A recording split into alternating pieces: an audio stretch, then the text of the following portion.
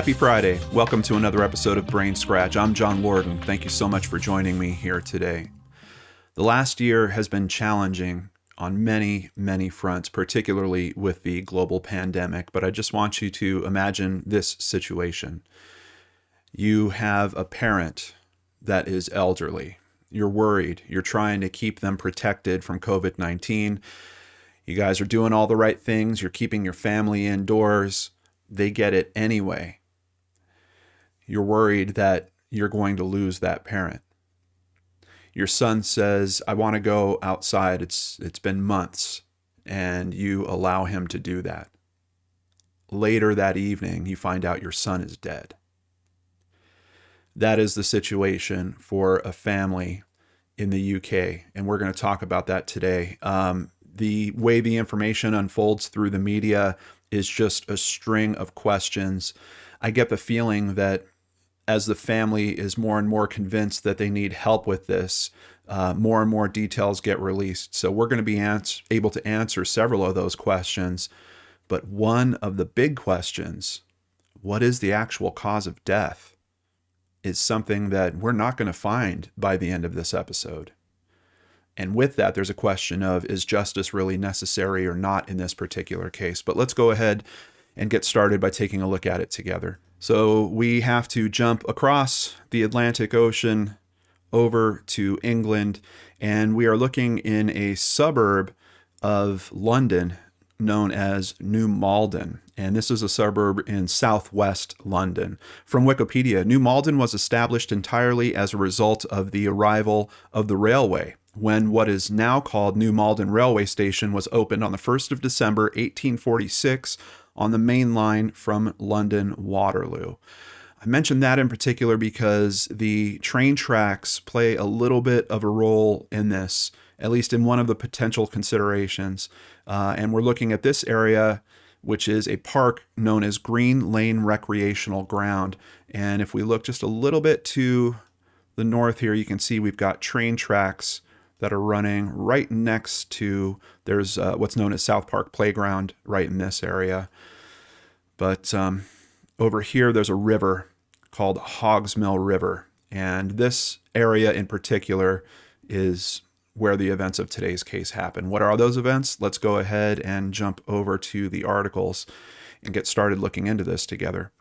From surreycomet.co.uk, boy found in New Malden Park pronounced dead. And this is from February of this year. I believe it's February 8th. Yeah, it is February 8th. Emergency services were seen in the area on Monday night and into Tuesday morning, amid reports that the body of a young male had been found in the area. Police in Kingston later confirmed that a 15-year-old boy had sadly died. He was found at the park and was unresponsive to emergency first responders. There is a tweet that's been included here from the Kingston police. They're saying his next of kin have been informed.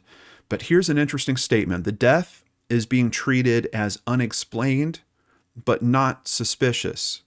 And a postmortem is currently being scheduled.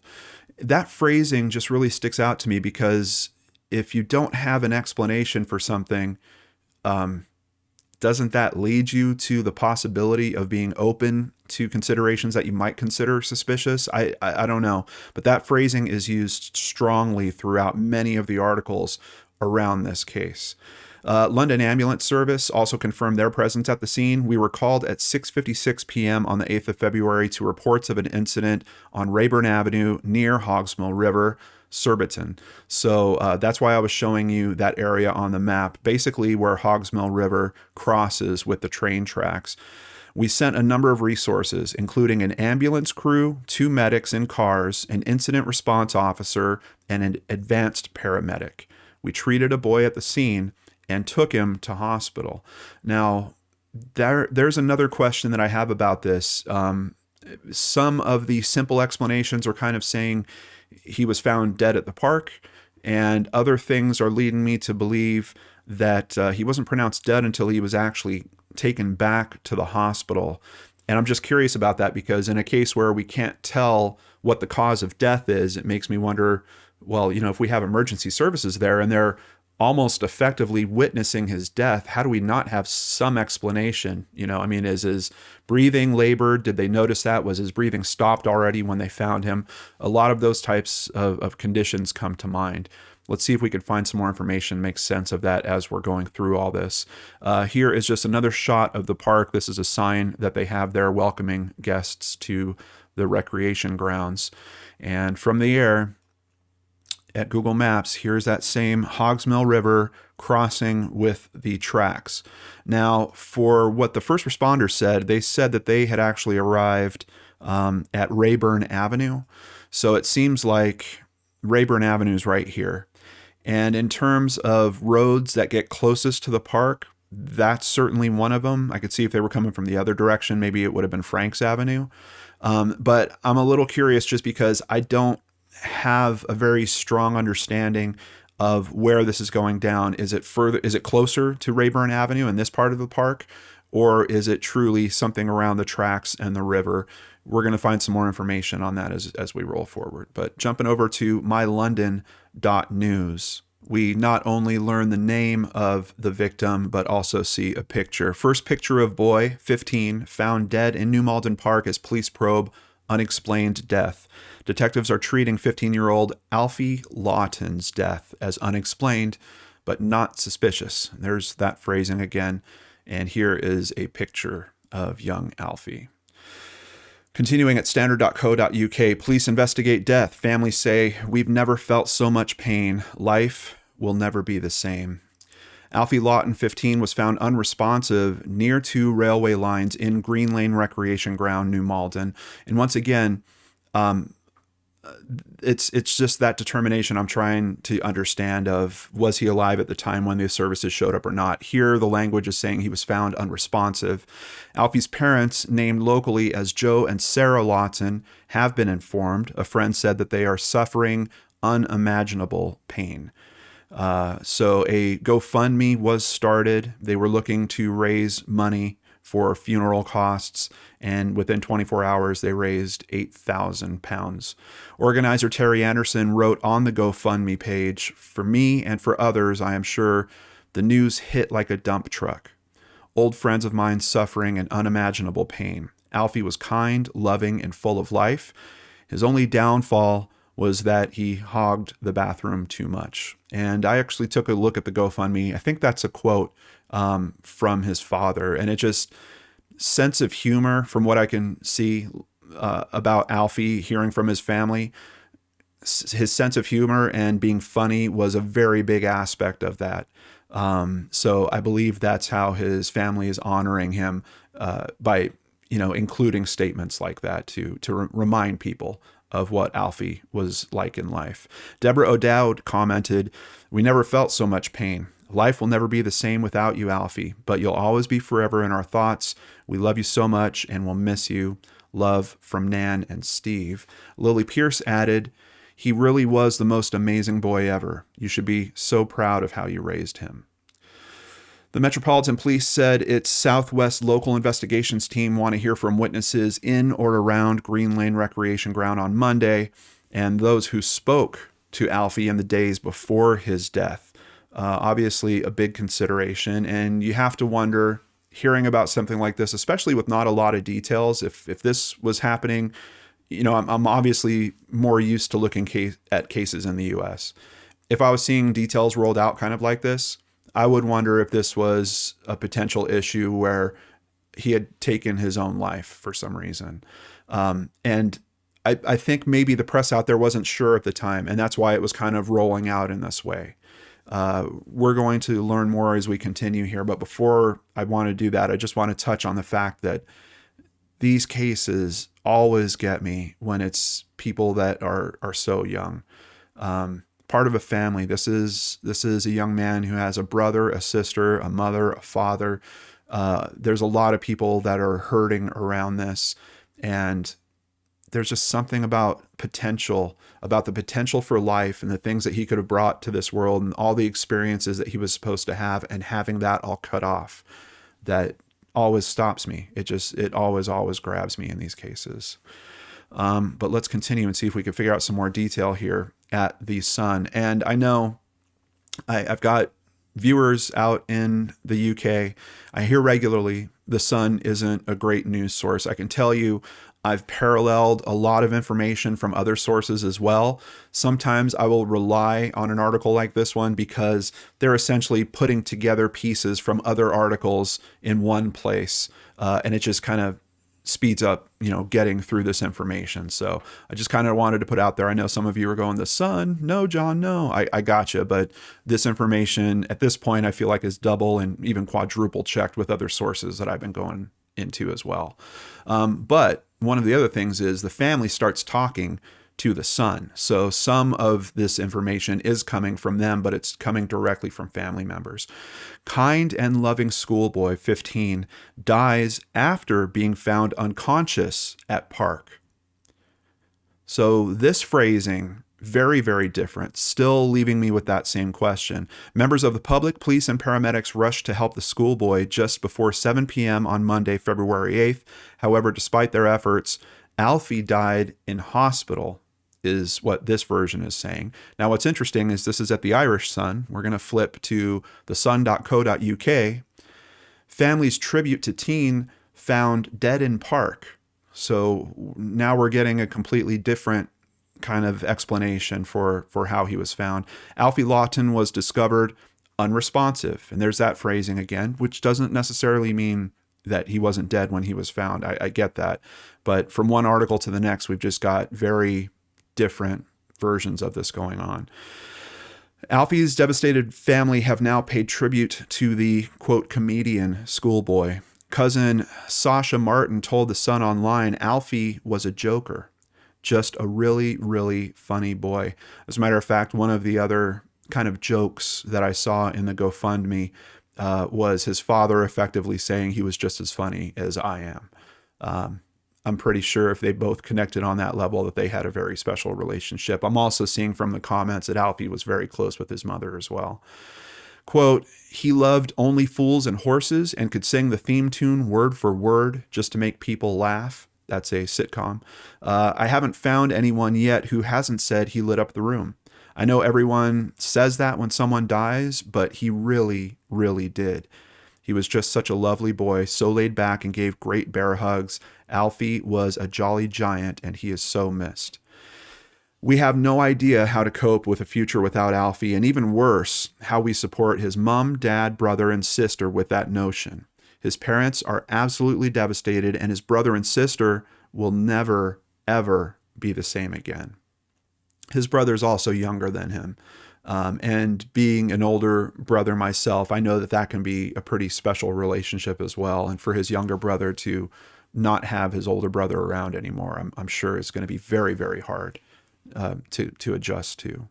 So here we get into a bit of a timeline of the events of that day. Keep in mind, I believe it's actually Alfie's great-grandmother that is in her 80s. They're trying to protect her from COVID. She gets sick anyway. His mother is struggling dealing with that. Alfie basically says, well, can I go out? Can I go to the park with some friends? And his mom agrees. So at 1:30 p.m., he leaves. But somewhere about an hour and a half later, I'm seeing in other reports it's as long as 2 hours, somewhere in that range, she tries to contact him. She sends a text message. She doesn't hear back. A little bit later, she sends another text and starts calling his phone. He's not answering, and this is completely out of character for him.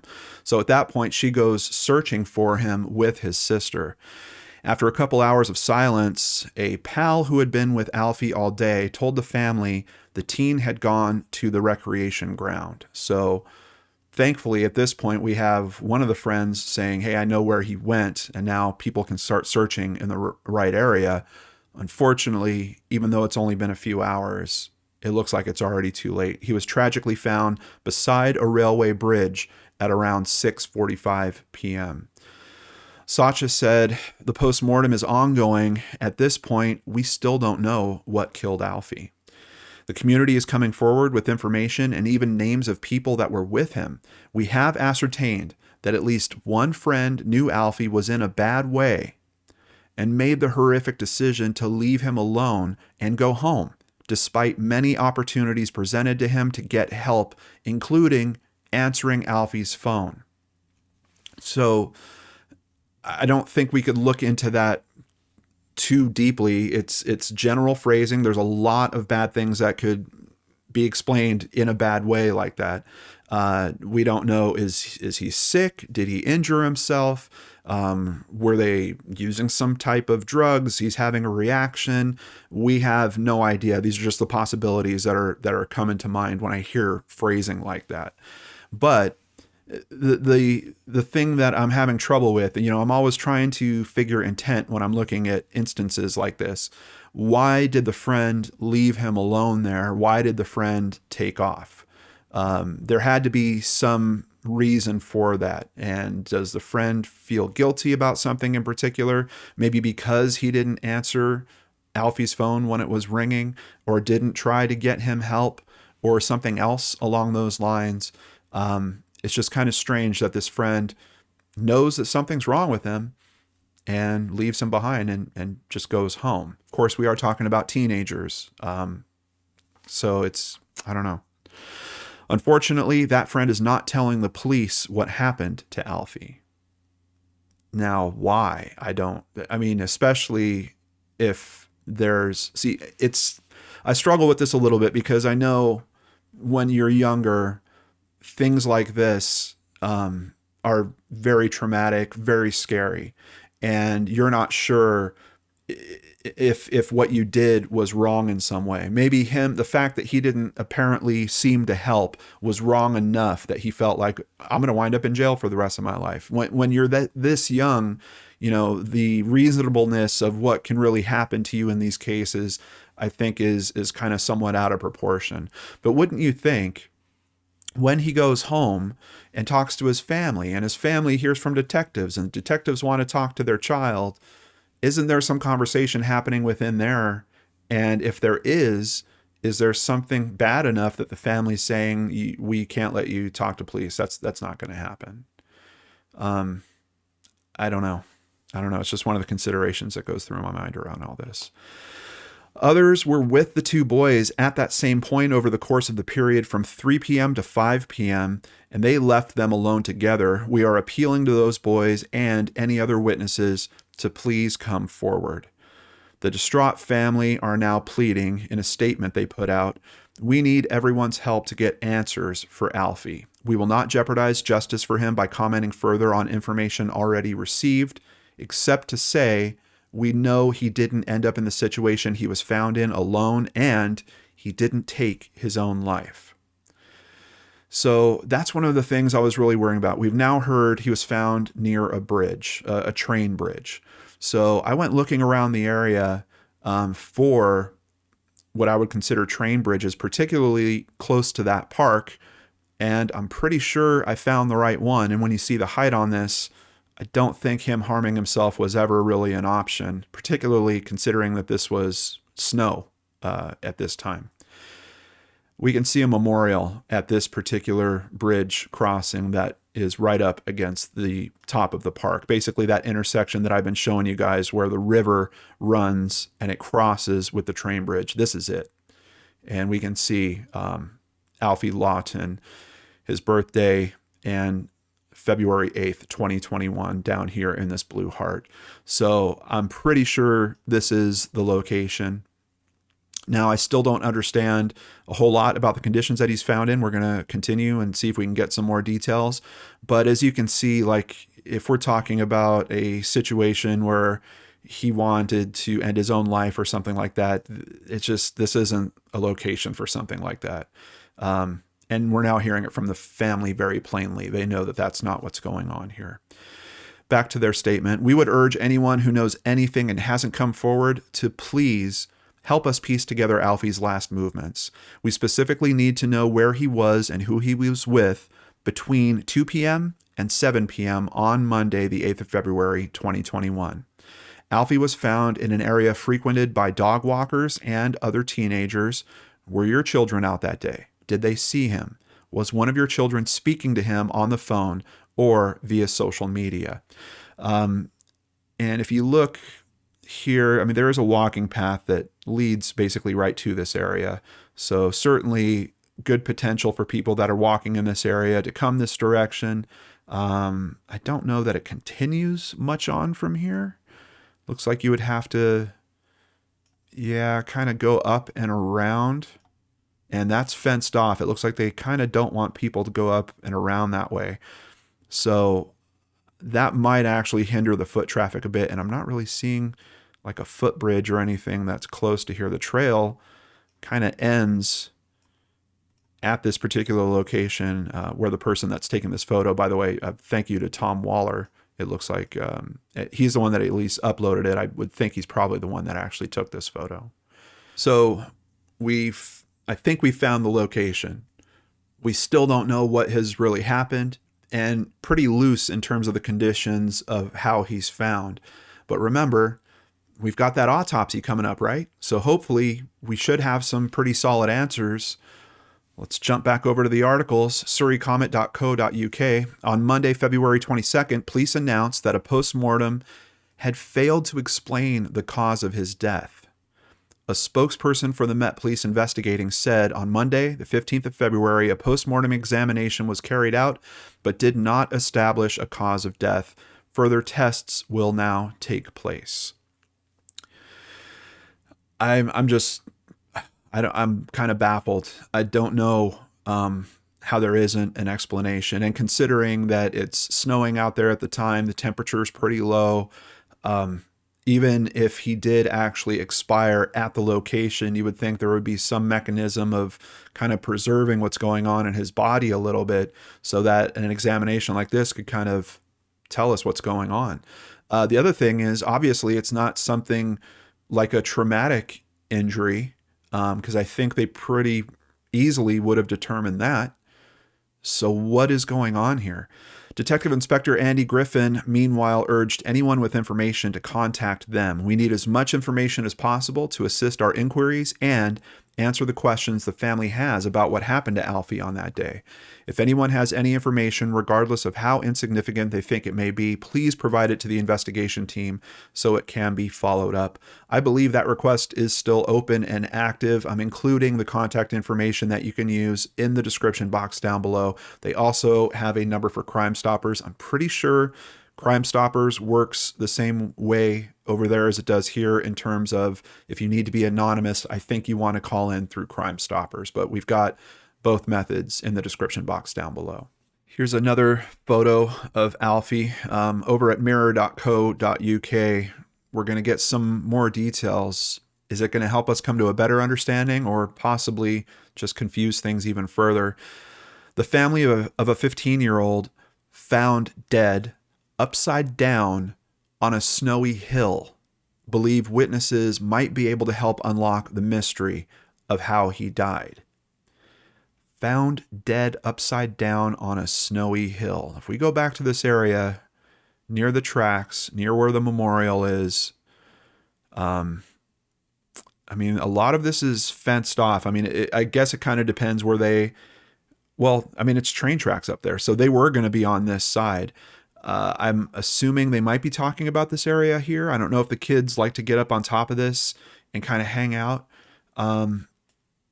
It's not really enough of a hill like, you know, I can't imagine that they would be trying to slide down it or something of that nature. It's a pretty gradual hill here. Let me just spin around and see if there's anything else. Yeah, I'm really not seeing a lot of other hill, at least from this particular shot, that would make sense. And with the descriptions we're hearing, I would have to think that this area is what they're talking about. It also looks like there has been a lot of, I think these were probably new flowers that were placed in here. It almost looks like that's a memorial area in itself. Let me see if I can kind of zoom in on that. They've got this section kind of roped off. Yeah, and there's flowers down here. Here we go. We've got pictures all over the gate here. So I believe the hill they're talking about is this area with all these new flowers here. Upside down on a snowy hill. A post-mortem exam found no drugs or visible signs of injury on his body, although the Met says it's waiting for full toxicology results. I would assume there that they ran standard drug panels. I know from covering topics like this before, I hear from you guys out there frequently. Sometimes there's drugs that wouldn't come up on those standard panels, and sometimes they need to run kind of further toxicology tests. It looks like that's what might be going on in this case, but we are here a few months after the fact. We still haven't heard of any further toxicology results coming out or any determination of what the cause of death is at this point. There is no further information. So I'm kind of curious about that. I don't know if we're looking at something else going on with this case. Alfie had religiously stuck to the lockdown rules since November in order to protect his great-grandma. When the 84-year-old fell ill with the disease and was hospitalized, his mom, Sarah, thought, you know what? Nan has COVID. You've been in the house watching me cry for a week. Off you go and get some fresh air, Alfie. And it's just, I mean, to be dealing with the stress of this already, worried about an older family member, and then to have something like this hit you from left field, it's devastating to think what this family is going through. According to Sasha, all indications are that he died around 5 p.m. when the family would usually be having tea. So that's interesting. 5 p.m., it's almost this sad story of his mom's already out looking for him at this point. She doesn't know until a little bit later that he was at that park. And then, of course, by the time the park gets searched, it's coming up on 7. And honestly, I don't know if I think it is searchers that were helping the family that actually found him. It's just so sad to me that it's like that mother's intuition kicked in. She had the right feeling. She went out looking and unfortunately just didn't find him in time. And I think that makes it even more frustrating to think of the fact that he was there supposedly with a friend of his, and this kid just takes off and leaves the scene when he sees that something is wrong. He was upside down in the snow on a bank, Sasha said. It was steeper than a staircase. You need to virtually crawl to get up it. We were working on the basis that he had somehow fallen down the bank.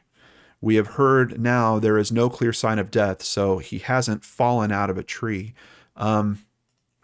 Yeah, that's another thing I kind of worried about, being so close to the train tracks. Was there some potential that there was an accident with a passing car or something like that? But seeing where the memorial is, it's just, he's on the wrong side. To her point about falling out of a tree, I think they're thinking about this tree right here.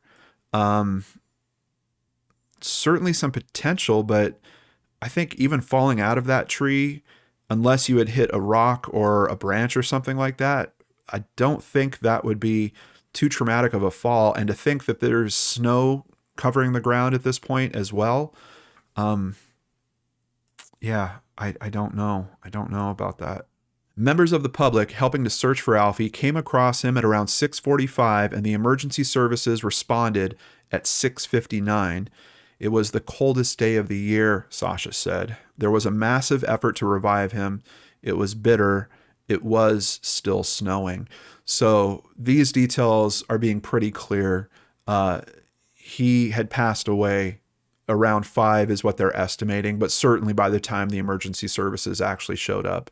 And I just think the earlier reports just didn't have the detail. And all you had was the ambulance basically saying, hey, we were dispatched. We tried to treat him on the scene. We took him to the hospital. I think at the hospital is likely where they made the final determination that he was dead. But it looks like it was actually at the park that he passed away. The place in the park where he was found was secluded and tucked away.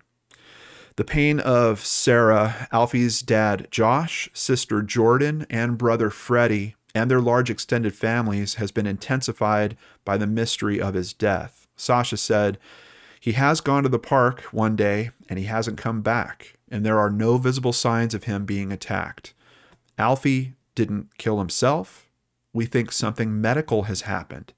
We just want answers. And that's another interesting point. If it is just some type of bizarre natural death occurrence that's going on here, I have a few stopping points with that, kind of logically, just with the story that we're understanding through the media here. And one of the big ones for me would be the response from the friend. Why would the friend take off? Why would the friend not talk to the authorities?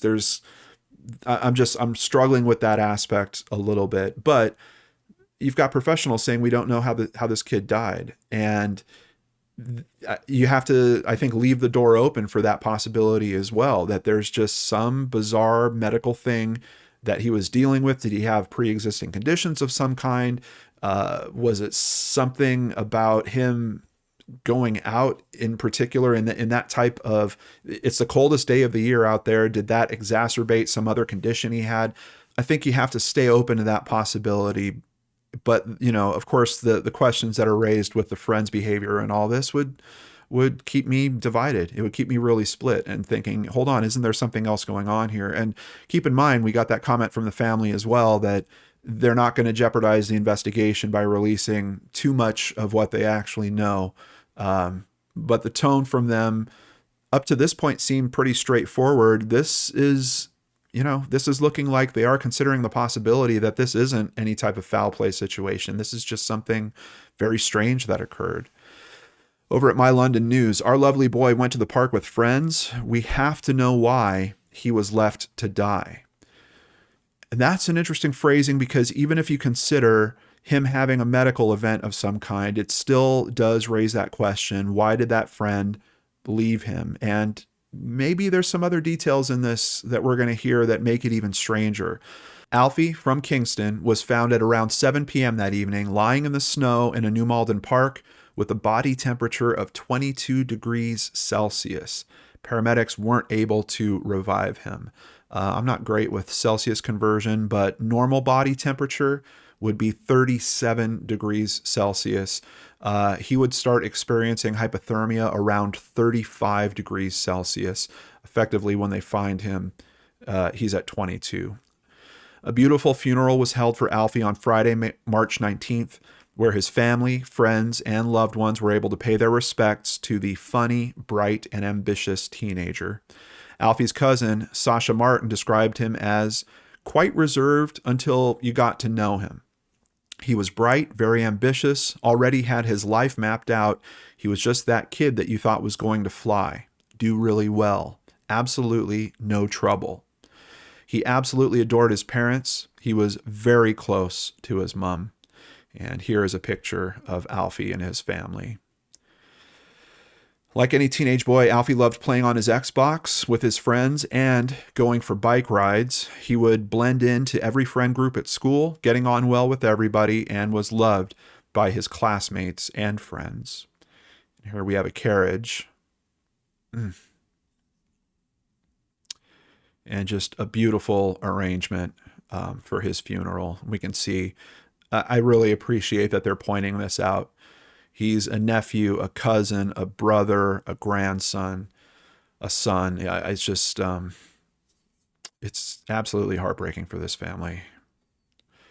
Sasha explained that they know he was with one other boy, a friend from school who wasn't well known to the family like some of Alfie's other mates in the final hours of his life. Alfie stopped communicating via Snapchat with his girlfriend just after 3 p.m., but we could hear from voice messages that he wasn't on his own at that time. He was with at least one other boy, Sasha said. The boy, who can't be named due to the ongoing police investigation, had become a close friend of Alfie's over the past year because he lived close by and they could see each other during lockdown. They went to the same school, getting the bus together, and bonded because only a few children from the area travel to the school. Sasha said that CCTV shows Alfie and the boy going into the New Malden side of the park at 1:30 p.m., but no other friends appeared to be with them. She explained, "We know from a couple of young teenagers and a separate lady that saw him that by around 4:30 p.m., Alfie was on a hill with the gradient of a set of stairs in a house, upside down, with his feet at the top and head at the bottom, on the snow, face up. He was disoriented. When somebody approached him, he couldn't speak. We don't know what had caused that. That's the situation that we don't understand. The boy was asked what was wrong with his friend, and he just shooed them away and didn't want anything to do with anyone helping him. So this detail is getting even a little stranger because we have people actually interacting with them. Someone that gets close enough to try to talk to Alfie recognizes he can't speak for some reason. And his friend is just telling them to bug off, basically, that they don't need them around. It's weird to me because it feels to me like it has some component of they were doing something they weren't supposed to be doing. The friend is worried that he's going to get in trouble. What is that going to be at that particular area? I don't know. And it's interesting because we have the toxicology, at least what I think would be a standard panel, saying there's no drugs found in his system unless it's some other kind of drug that they didn't test for. That's the only, or the, potential natural medical issue. But why is this friend acting like that around that? I have no idea. It is believed that it's unlikely for Alfie to have had a seizure, and he had no other medical conditions apart from Crohn's disease, but doctors say the state that he was in is not consistent with Crohn's symptoms. Let's just take a look real quick to understand what those symptoms are. Crohn's disease is a type of inflammatory bowel disease, and for symptoms, we're talking about things that relate to that: diarrhea, fever, fatigue, abdominal pain and cramping, blood in your stool, mouth sores, reduced appetite, and weight loss. Let's see, other signs: inflammation of skin, eyes, and joints, inflammation of the liver or bile ducts, kidney stones, iron deficiency. Even for severe signs, when they want you to see your doctor: abdominal pain, blood in your stool, nausea and vomiting, ongoing bouts of diarrhea, unexplained fever lasting more than a day or two, unexplained weight loss. Certainly none of these conditions seem to line up with what's going on with Alfie there and how he's found. We know that Alfie was in trouble between 3 and 5, and we know that his friend left him around 5 p.m. It looks very likely that he left him because he died at 5 p.m., Sasha said. So the friend stays through all this, waves off help for some reason, and it seems like when Alfie passes away, that's the time that the friend decides he's split and he's going home. It's very, very strange. Was he hoping that everything was going to be okay? Was he waiting for Alfie to recover from whatever was going on with him? By the time he was found at 7 p.m., his body temperature indicated that he'd been dead for a while. We don't know if the boy sat with him, had realized he died and completely panicked, which you would, or if he'd sat there and waited for him to die. That's a really dark consideration, but certainly something you have to think of as well, especially with the story of him waving off help, people that are coming up to him and him telling him, we don't need your help, go away. I think I would have to consider that if I was his family as well. It could have been hypothermia. He could have had a seizure of some kind, but we know he certainly hasn't taken anything illegal or hurt himself. The thing is, if it was hypothermia or a seizure, I'm pretty sure that they would have been able to detect that. I'm not sure why we don't have a firm cause of death in this case. If a friend had picked up the phone that was ringing in Alfie's pocket or stopped a passerby and said, "My friend's in trouble," then he would have been at the funeral with us. So there's another interesting point there. Apparently this friend did not go to the funeral. We'd be supporting him and helping him through the grief.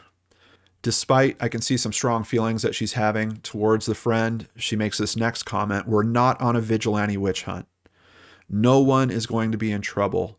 It can't get any worse than somebody being dead. We're just a normal family. This could be anyone's child. He just went to the park and he didn't come back. He died at the park and we have absolutely no idea what of." And we still don't. Here we are months after the fact, and there's no new information that has come out about these subsequent tests, no changes in terms of the investigation. I was kind of thinking that I've been watching this case for a little while, thinking that we were going to get a determination of, we did these additional panels, this additional toxicology, and it came out to this conclusion. And we still don't have that conclusion. Basically, we have some very strange circumstances around what's going on at the scene after whatever has happened to Alfie has happened to Alfie. We've got law enforcement and the family saying, we need help. We need to talk to more people that were witnesses around this. We can see they've tracked down a few. Is there a chance that there's more? That's what we're hoping for. And if you are one of those people, please do the right thing. Pick up the phone, use the information in the description box down below, and help this family in terms of learning the answers of what's going on. And we know you're not going to be someone that has a medical explanation, but the piece of the puzzle that you have might be the piece that they need to understand what's going on around his death. And that might open the door to the truth for them. So please consider doing that. The GoFundMe is still open. At this point, it has raised over £13,000. On behalf of myself and my amazing supporters, people that donate over at lawtonarts.com to PayPal, Patreon, buy merchandise, we're going to make a donation. I know the funeral's already happened, but we don't know what this entails from here on out. If this is a search for justice that has to happen, what is this family going to need to get through that? The grieving process that they're going through now, what are they going to need to get through that? I think it's a good thing to have this still open. I'm actually happy that it's still open because I want to help them in that. So thank you to all my supporters. We're going to make a donation to this just as soon as I'm done, and I will include that information in the description box down below in case you want to make another donation of your own. What is going on with this case, Brain Scratchers? There's something about the scene that people are coming up on with him facing headfirst down this snowy embankment. And it's weird because I would almost wonder, like, did he get in a fight with his friend? Was he blaming his friend for his great-grandmother getting COVID and they got into a scrap or something like that? But there's no obvious, like, I'm thinking of, you know, the one punch murder situations that we've covered on the channel here before. And I've recently just seen another news article about one of them happening near where I live, where, you know, someone hits someone, they fall back and effectively hit their head on something, and that's enough to end their life. Is that the type of situation that we're looking at here? No, because they would have found that with their examination. It's just a very strange scene. How does he wind up laying down that way? Why isn't the kid staying with him? Why isn't the kid accepting the help that's coming towards them and then taking off at the end, but then not speaking to investigators? And that was at the time of that article. I don't know if that has changed as well. Obviously, most of the comments that we reviewed today are coming from the family. The investigation is staying very, very tight-lipped about this. And with good reason. I mean, we're talking about things that can ruin people's lives. These are very, very young people. So I totally understand and appreciate the fact that those names aren't being released. But there's a lot of questions I have on this, a lot of different considerations I want you guys to think about, and let's chat about it in the comments down below. Before I end today's video, I want to thank several new patrons, including Amy Bendall, who it looks like is in the UK, Tammy Fox, thank you for joining on Patreon, and Casey Monks.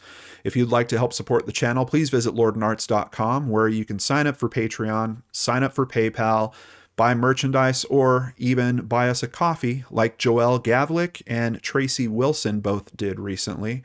We appreciate your support as we try to help these families in these terrible, terrible situations and contribute to numerous causes that are helping them as well. Take care, everyone. Have a safe and happy weekend. I'll be back on Monday with a brand new episode of Case Cracked, one actually suggested by Mrs. BrainScratch. Don't think you guys will want to miss that. I'll see you again here on the Lawton Arts channel.